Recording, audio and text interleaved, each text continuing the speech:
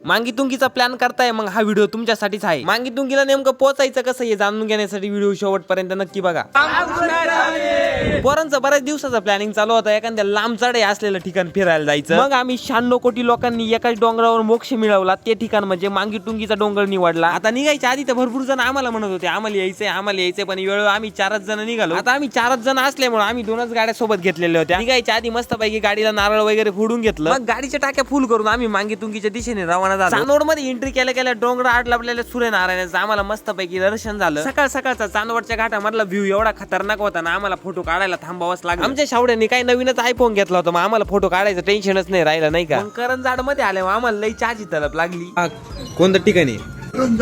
करंजाड चहा मस्त होता बरं का।